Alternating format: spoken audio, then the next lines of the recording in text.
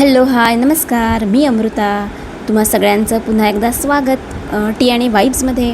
तर मी आधी सांगितल्याप्रमाणे माझ्या चुलत बहिणीच्या लग्नाचे ब्लॉग्स, काही व्हिडिओज अपलोड करायचे राहिले, तर त्याची सुरुवात मी आजपासून करते आहे. आजच पहिला ब्लॉग अपलोड करते आहे.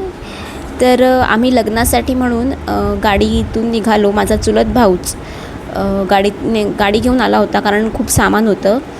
तर हे बघा, एवढं सामान होतं की गाडीमधली एक सीटच काढावी लागली.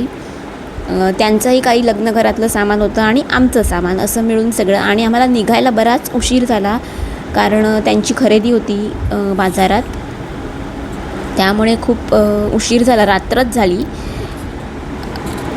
सो असं सगळं भरपूर सारं सामान घेऊन, खायच्या प्यायच्या गोष्टी घेऊन आम्ही आमच्या गावाला पोहोचलो. म्हणजेच देवगड तालुक्यामध्ये आमचं गाव आहे.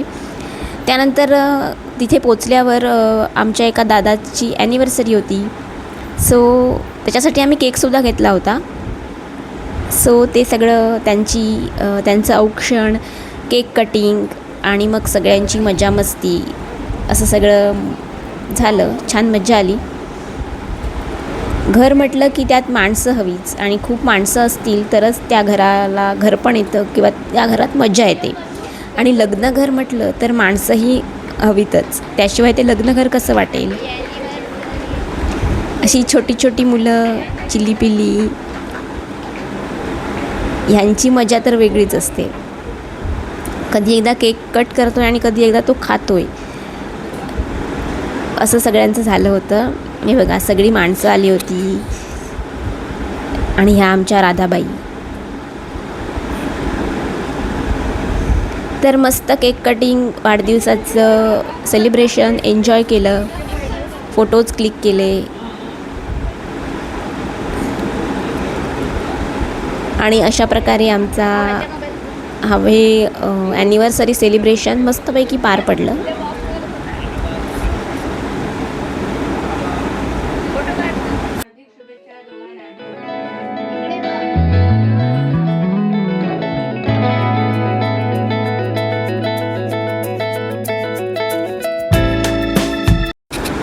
आणि स्वयंपाकघरामध्ये ही आमची भाग्यश्री, ऑफिसला सुट्टी घेऊन आलेली, आणि माझी काकू.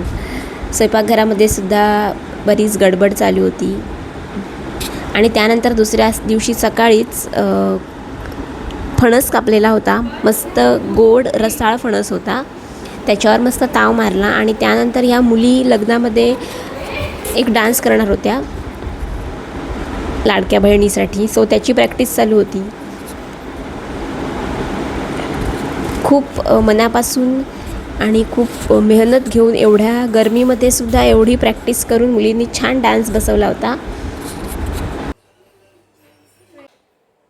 आणि ह्या आमच्या घराच्या समोर बाहेरच्या बाजूला पुढील दारी असा मस्त मंडप घातलेला होता अंगणात. आणि इथे आमची गुलाबजाम करायची लगबग चालू होती, कारण दुसऱ्या दिवशी होतं ग्रहमक केळवण. तर त्यासाठीचे गुलाबजाम आम्ही आदल्या दिवशीच बनवून ठेवत होतो, म्हणजे त्या दिवशी खूप घाई होत नाही, कारण केळवणासाठी पक्वान्न करायची असतात 5.